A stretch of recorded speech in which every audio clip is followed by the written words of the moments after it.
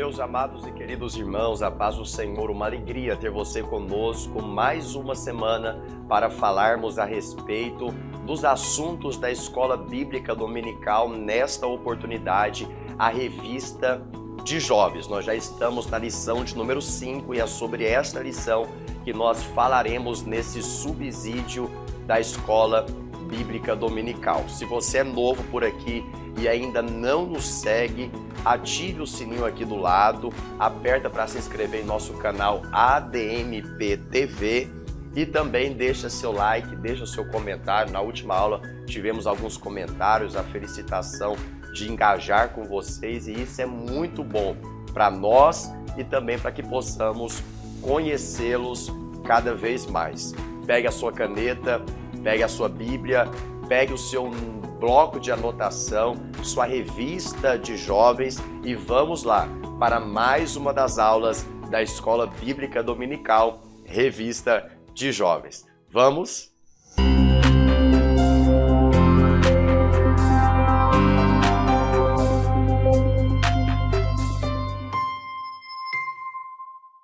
Hoje, como já informado, nós falaremos sobre a quinta lição da Revista de Jovens do quarto trimestre de 2022.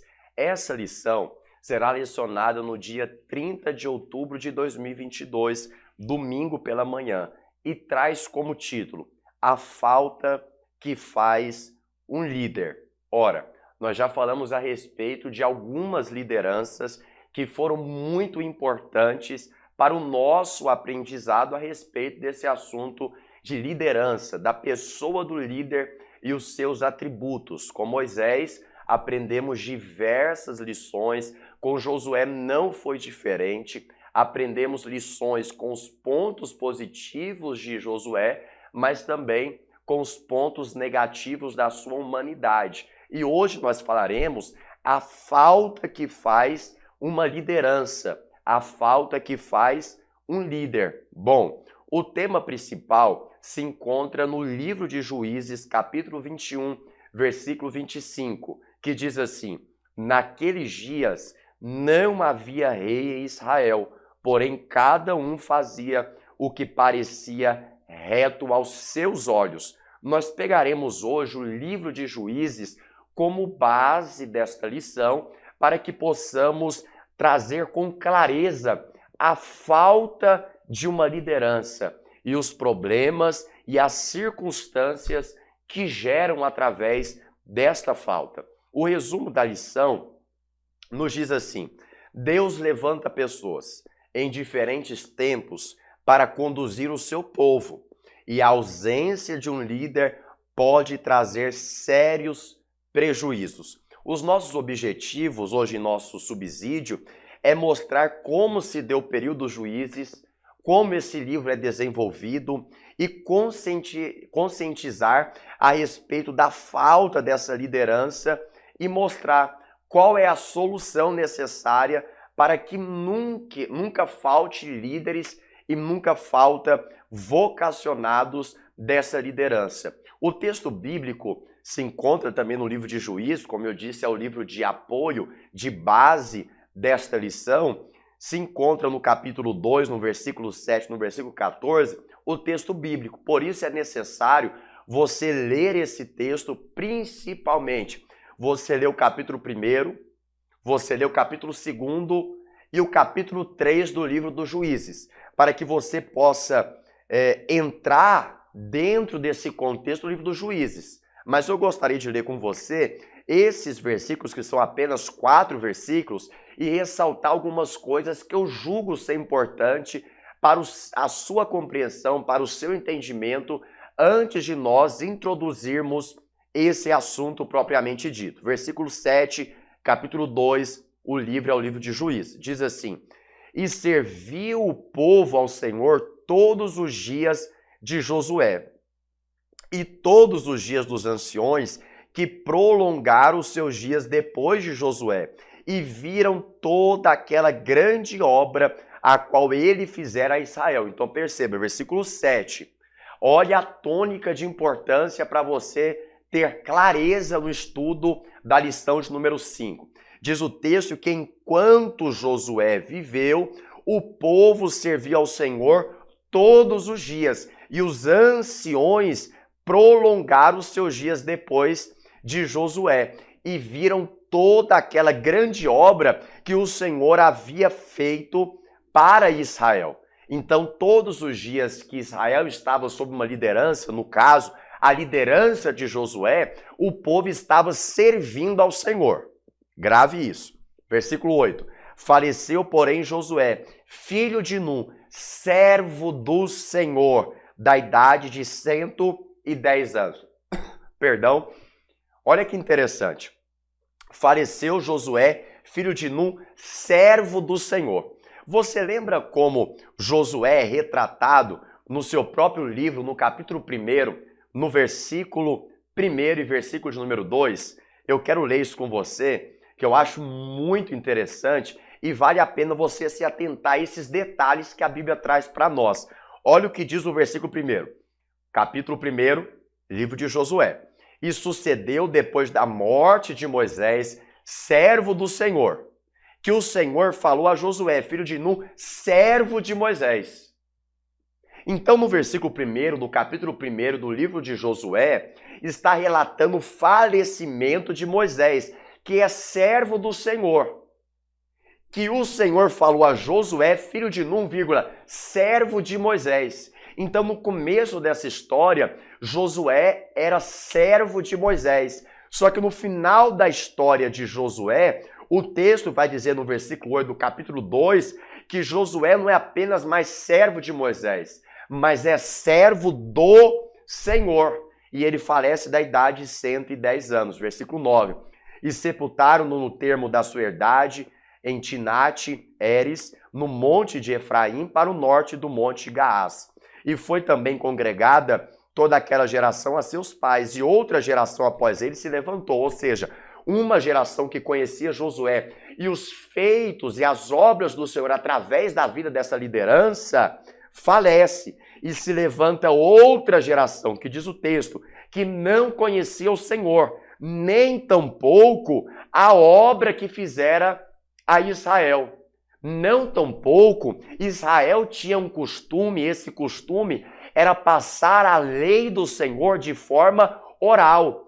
Era usada a oralidade para dizer os pais para os filhos, para dizer os mais velhos para os mais novos, para dizer os experientes de cabelo branco para os mancebos a respeito das obras do Senhor. Então existe uma ruptura de uma geração. A primeira falha que nós vemos e que nós vamos falar muito nesta aula é a falha de Josué não ter preparado uma liderança para dar continuidade à liderança, à condução, ao direcionamento desse povo. Só que também houve uma falha dos pais passarem para os filhos as grandes obras e grandes feitos do Senhor para aquele povo que também traria sentido à geração que estava surgindo. Só que o texto vai dizer que essa nova geração não conhecia o Senhor e nem tampouco as obras do Senhor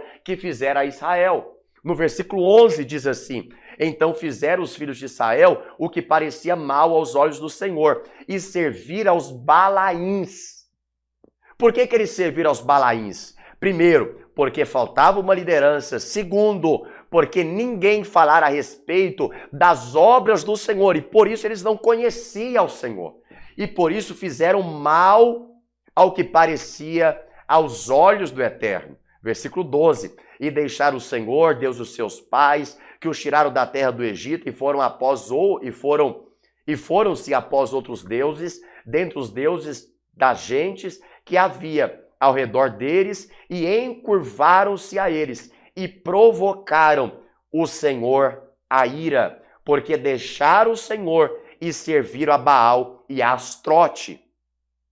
Eu quero que você entenda que em Israel, quando ele ocupa aquelas terras, a terra de Jericó, as demais terras, a terra de Ar, e todas as demais terras que nós falaremos no livro de Josué, que você já pode perceber alguma dessas histórias na lição de número 4, Israel teve algumas falhas na conquista da terra de Canaã. E eu queria pontuar 5 dessas falhas. Preste atenção. Se você estiver anotando isso, continue anotando para que você possa gravar essas informações. A primeira falha foi que os filhos de Israel deixaram o Senhor. Sobre como começou essa tragédia. A gente vê isso em Juízes capítulo 2, do verso 8 ao verso 13, ao capítulo 17, verso 6, capítulo 18, verso 1, capítulo 21, verso 25, e nós também temos um alerta a respeito dessa história de esquecer-se do Senhor em Deuteronômio capítulo 12, do versículo 1 ao versículo 8. A segunda característica da falha de Israel ao conquistar a terra de Canaã é: Israel não expulsou os cananeus, como era a ordem do Eterno. Israel não expulsa os cananeus, não expulsa os ímpios, não expulsa os idólatras. Terceiro, Israel habitou entre os cananeus. Israel cede em muitos momentos a cultura, o costume e a forma que aquele povo agia e se desenvolvia na sua terra. Quarta falha, os homens e mulheres de Israel se casaram com os cananeus.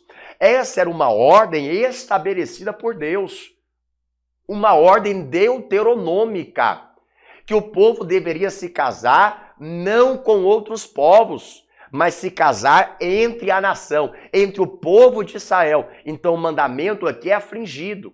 Uma lei aqui sofre uma ruptura. E quinta falha, Israel esqueceu-se de Deus. A primeira, deixam Deus. E a quinta falha, eles se esquecem de Deus. Conclusão, Israel foi entregue por Deus aos cananeus, seus inimigos. Então nós já vimos isso e nós lemos o último versículo do texto bíblico e assim nós teremos entendimento e clareza para que possamos dar continuidade ao tema desta lição, a lição número 5, diz assim, versículo 14: pelo que a ira do Senhor se acendeu contra Israel e os deu nas mãos dos roubadores, e os roubaram, os cananeus, e os entregou na mão dos seus inimigos ao redor, os cananeus. Entende isso? A invasão, e não só a invasão, mas a conquista de Israel sobre a terra de Canaã, e não puseram ou não puderam mais estar em pé diante dos seus inimigos. Bom, após essa explanada geral a respeito do livro de Juízes, ou pelo menos do capítulo 2, nós podemos então entrar na introdução, podemos introduzir esse assunto. Só que antes, eu gostaria de falar para você sobre alguns juízes que esse livro, o livro dos Juízes, vai relatar. Por exemplo, o período dos Juízes, nós falaremos um pouco mais à frente, ele se dá entre 1375 e 1050 a.C. Uns desses juízes foram levantados por Deus, outros levantaram por si próprio, como nós vemos na história de Tolá e a história de Jair, capítulo 10, versículo 1 e versículo 3, diz a expressão, se levantou, e não o Senhor os levantou. Diferente. Mas eu gostaria de relatar alguns juízes a título de curiosidade para você. Por exemplo, o primeiro juiz foi Otiniel. Eu estou falando da época do falecimento de Josué até dar-se início à monarquia, ou seja, a Samuel, a Saul, a Davi, toda aquela história que você já conhece. Então, o primeiro juiz foi Otiniel, e daqui a pouco eu vou falar por que esses juízes se levantaram e o que eles significam dentro desse período denominado período dos juízes. Vou falar pela terceira vez. O primeiro juiz, Otiniel. A gente vê isso no capítulo 3, versículo 9. Segundo, Eude, juiz, capítulo 3, versículo 15. Sangar, capítulo 5, versículo 31. Débora, capítulo 4, versículo 4. Baraque, capítulo 4, versículo 6. Gideão, capítulo de número 6, versículo de número 11. Tolá, capítulo 10, versículo de número 1.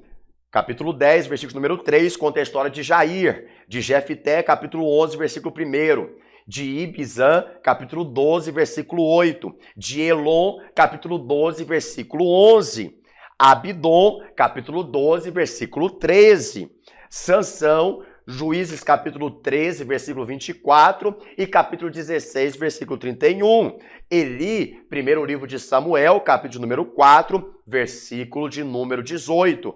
E Samuel, primeiro livro de Samuel, capítulo 7, versículo 6. Então, de modo geral, são 14 juízes listados nesse livro. É verdade que alguns historiadores, alguns estudiosos, colocam mais juízes, outros menos. Alguns juntam Débora e Baraque, outros não. Então, de maneira geral, nós citamos 14 juízes que fazem parte dessa época. Essa época foi uma época de altos e baixos, marcado por um declínio espiritual, moral e social. Eu relembro novamente você, nós estamos falando de uma liderança aonde em todo o percurso e vida dessa liderança, pelo nome de Josué, o povo serviu ao Senhor, mas na falta dessa liderança, começa ao povo a viver momentos de alto nível espiritual e de baixo nível espiritual, alto nível moral e baixo nível moral, alto nível social e uma calamidade social. O povo então começa a oscilar na fé, socialmente falando e também moralmente falando. Isso tudo porque cada um fazia o que parecia bem aos seus olhos. Um dos principais fatores para tal acontecimento é a falta de uma liderança. Por isso que surge o tema da lição de número 5. Porque liderar é orientar, como nós vimos na primeira lição e na segunda lição. É conduzir. É direcionar pessoas nas mais diferentes situações. E tem uma frase que eu coloco aqui para você que diz assim: toda sociedade que não possui liderança, ela está fadada ao fracasso. Assim como nos tempos dos juízes. Eu repito, grave isso. Toda sociedade que não possui uma liderança, ela está fadada ao fracasso, porque há necessidade de alguém liderar, de alguém conduzir, de alguém direcionar. Nos tempos de Moisés, tinha Moisés. Nos tempos de Josué, tinha Josué. Mas e agora, ao falecimento de Josué, quem vai direcionar? Quem vai conduzir? Quem vai lembrar o povo? Quem vai falar das obras do Senhor? Não tinha, porque cada um fazia o que parecia bem aos seus olhos. É por isso que a dinâmica do livro de Juízes é uma dinâmica circular. Por diversas vezes, parece que nós estamos em um ciclo sem fim. A história sempre segue na mesma direção. Qual direção? Israel cai na idolatria, Deus subjuga Israel e a outros povos, Israel clama e Deus os livra por meio de um juiz. Eu digo que esse ciclo do pecado dos israelitas no livro de Juízes obedecem a 7 pilares. Grave esses 7 pilares. Primeiro, pecado, rebelião contra Deus, geralmente copiado das gerações ímpias vizinhas, Assíria, Moabe, Canaã, Midian, Amon, Filístia. É aquela ideia, Israel viveu naquele povo, viveu no meio daquele povo, fez aliança com aquele povo, não expulsou aquele povo. E esse foi um problema gravíssimo. Então, o primeiro problema é o pecado, é a rebelião contra Deus, muitas das vezes refletida pela forma que esse povo Moabe, Filístia, todo esse povo que eu acabei de citar, eles comportavam e o povo começou a copiar as atitudes. Segunda, idolatria. Terceiro, castigo. Escravizado pelas nações, como vemos no capítulo 2, versículo 14 e capítulo 3, versículo 8. Aí o povo se voltava ao arrependimento, como o versículo 9 do capítulo 3 de Juízes. Então Deus enviava uma libertação, levantando um juiz no meio daquele povo. E então retorno a Deus.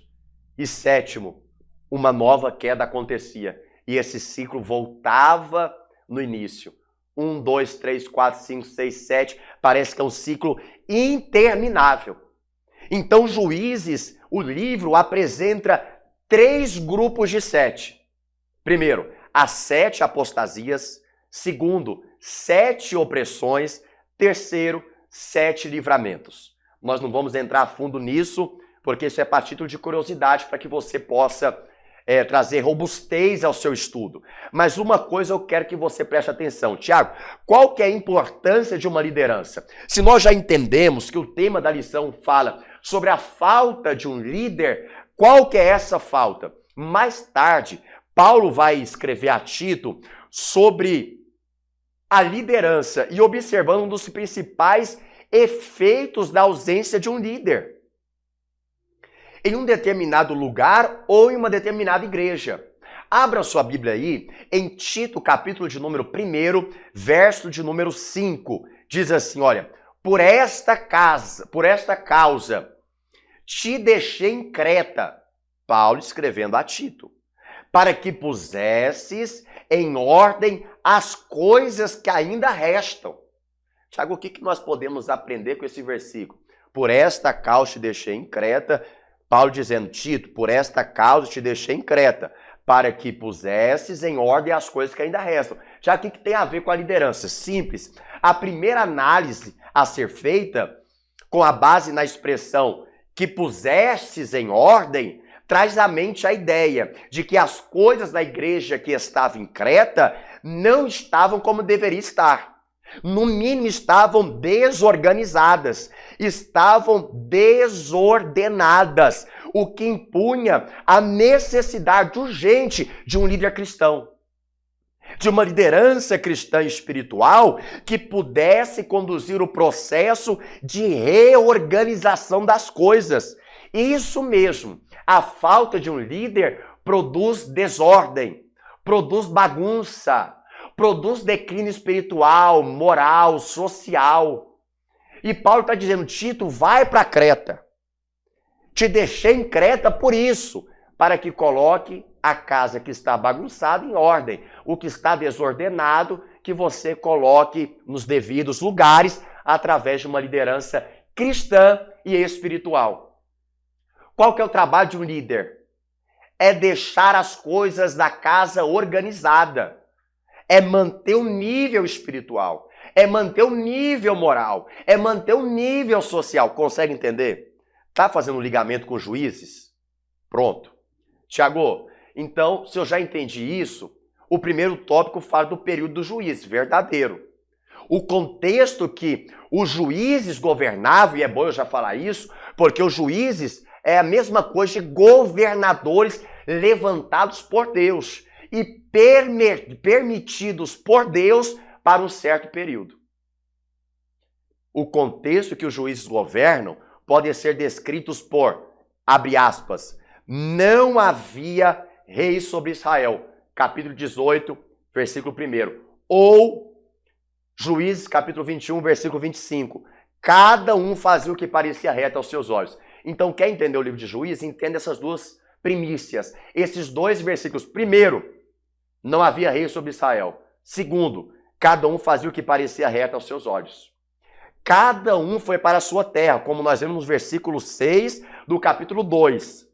Viver como bem queriam, longe de uma referência de um líder. O livro do Juízes retrata a história da morte de Josué até a ascensão do rei Saul, como eu já havia dito.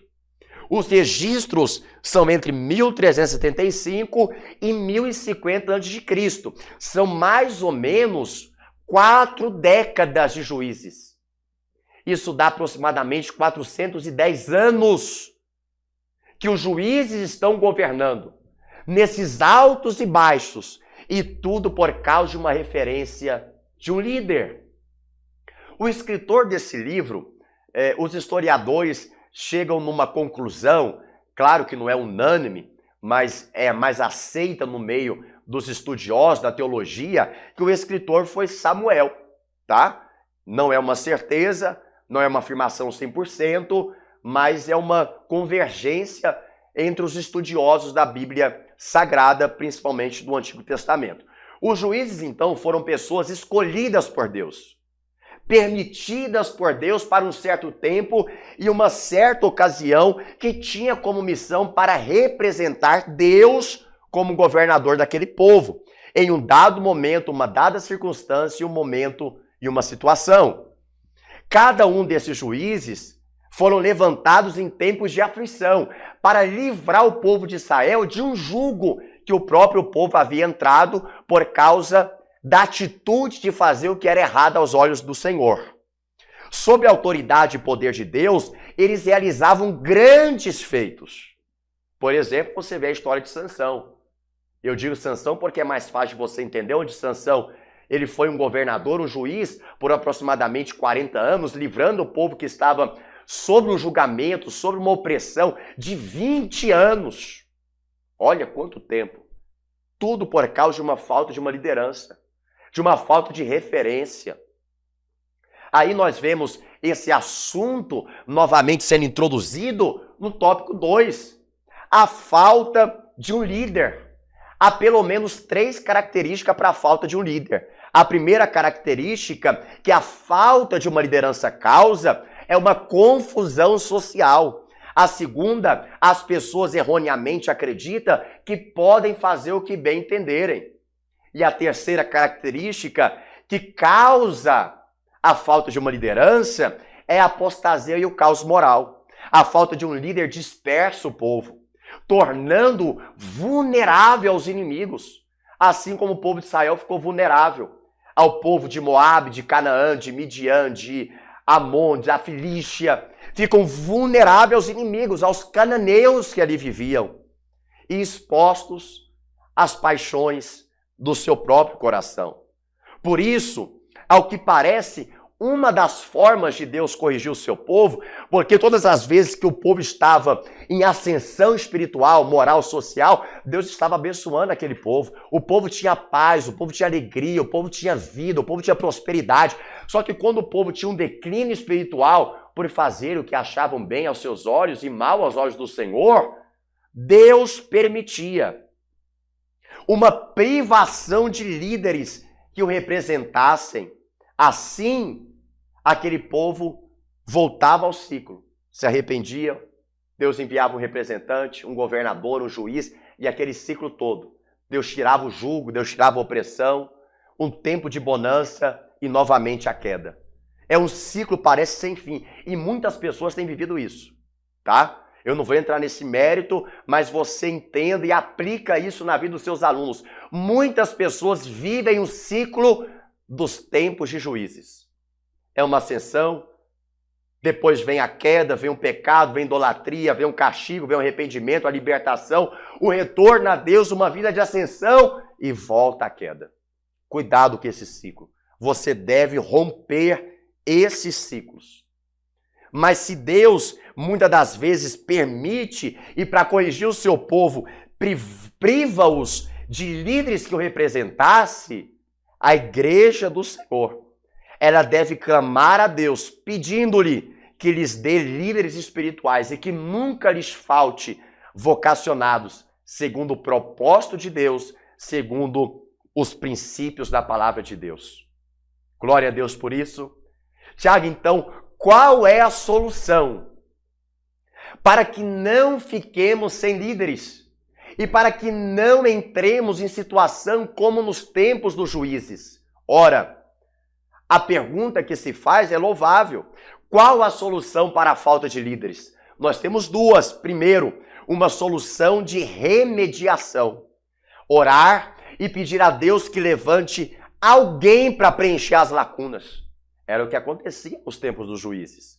Mas nós também temos a solução preventiva, e eu prefiro ficar por aqui, que é formar uma equipe forte, possibilitando que os seus membros desenvolvam habilidade de tal forma que haja aqueles que possam contribuir em funções de liderança.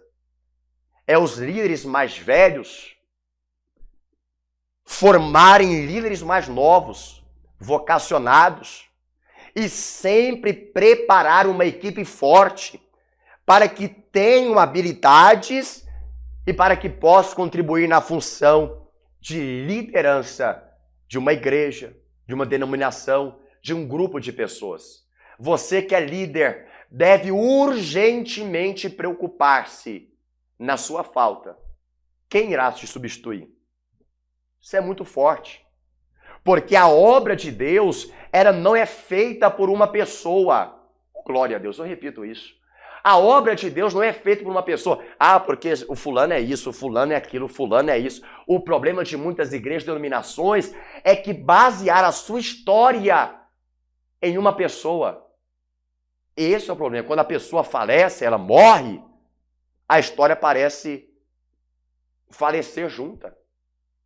Eu repito, a obra de Deus não é feita por uma só pessoa. Sendo assim, a transição, o passar do...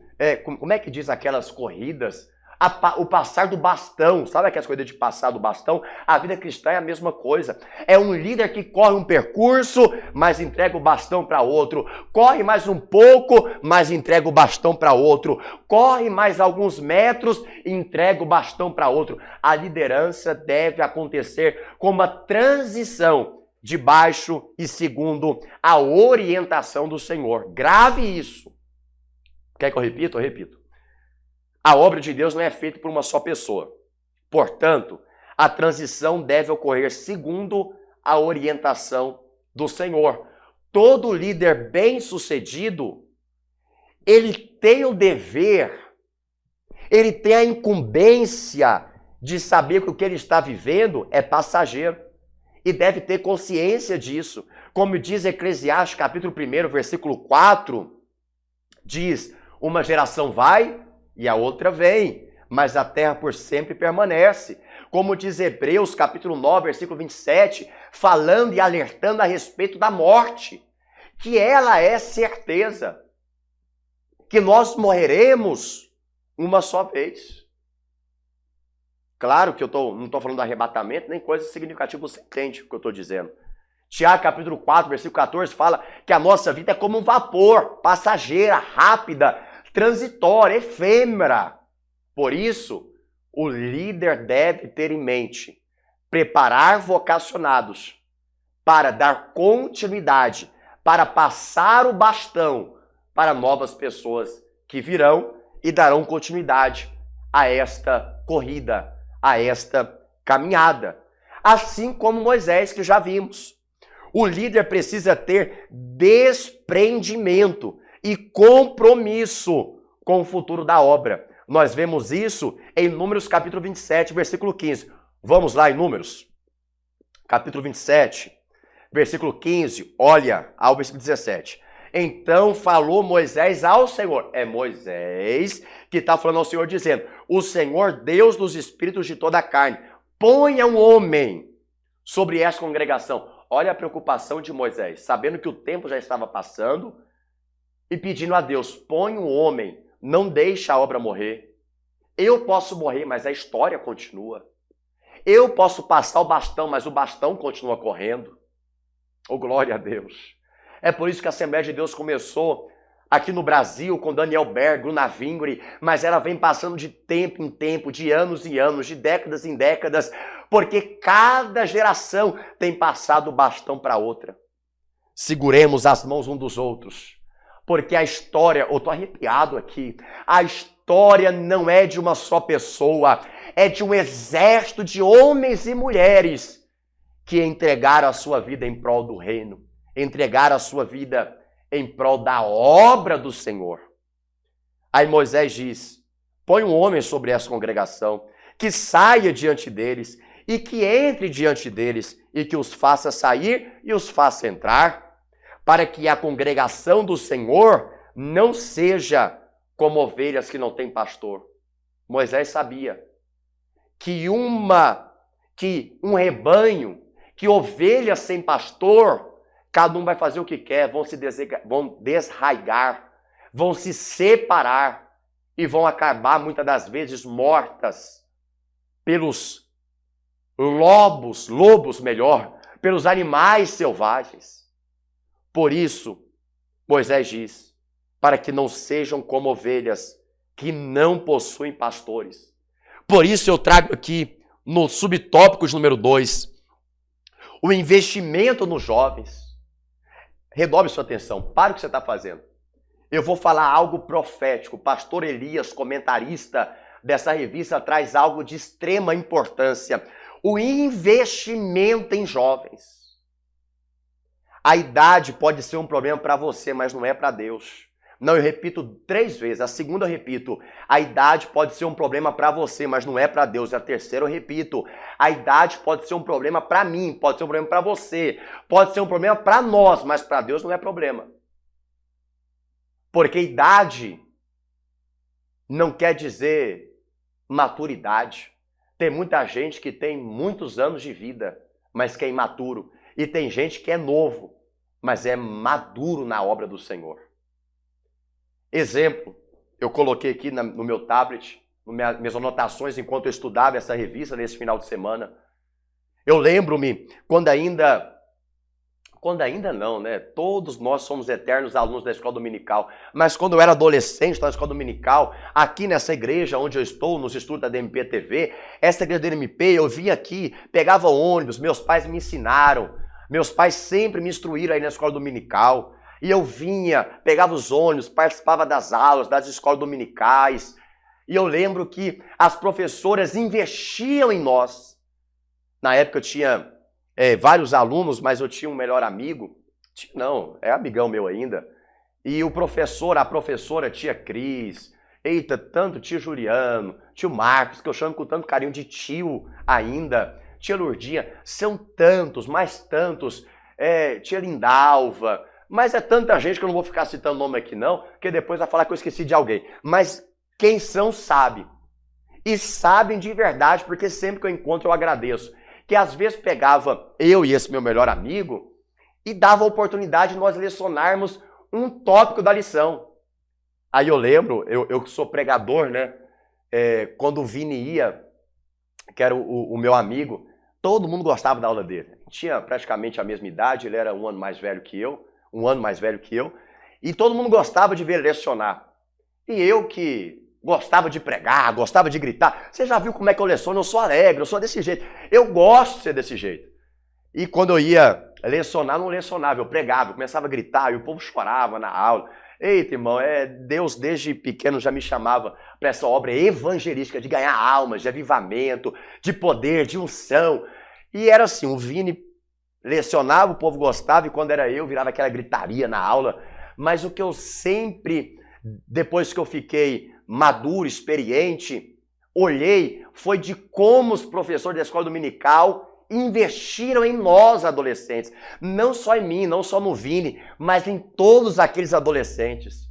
E olha como são as coisas. Por causa de investimento da minha professora, do meu professor de adolescência, hoje eu sou um daqueles que leciona os subsídios da escola dominical exclusivamente da revista de jovens. Porque teve alguém que investiu em mim. Teve alguém que acreditou em mim, mesmo eu sendo muito jovem. Então eu quero agradecer todos os meus professores da escola dominical, todos os meus líderes da adolescência, meus líderes da juventude. Que Deus em Cristo continue abençoando vocês. Agradecer os meus pais, a minha mãe Carla, meu pai Haroldo, a minha família, que sempre me incentivaram e investiram em mim e na minha vida espiritual. Jovens que foram investidos na sua vida, como por exemplo Samuel, Davi, Jeremias, Timóteo, Tito, os próprios discípulos de Jesus eram jovens. Pasmem. Nos historiadores, os estudos, quando você vai fazer sobre os discípulos de Jesus, eles tinham seus 17, 18 anos de idade, de 17 a 20 anos de idade.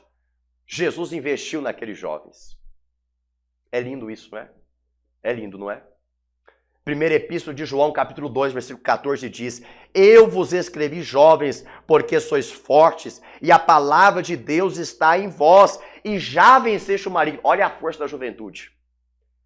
Lá em Atos, capítulo 5, versículo 6 e versículo 10, quem limpava a igreja e quem tirou os mortos, Ananias e Safira, da igreja, foi os jovens.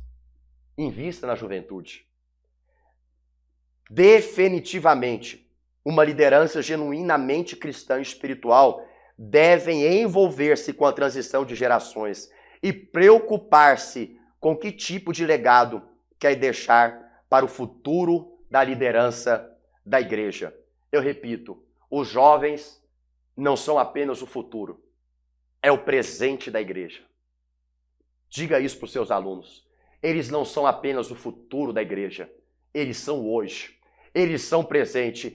Que Deus te use nessa aula da escola dominical. Eu concluo dizendo para você, aprendemos nessa lição a respeito da importância e o valor do líder segundo o coração de Deus e também as consequências da falta de uma liderança. É necessário preparar os adolescentes e os jovens para que futuramente venham servir ao Senhor, exercendo uma liderança que glorifiquem o seu nome, o nome do Senhor Jesus.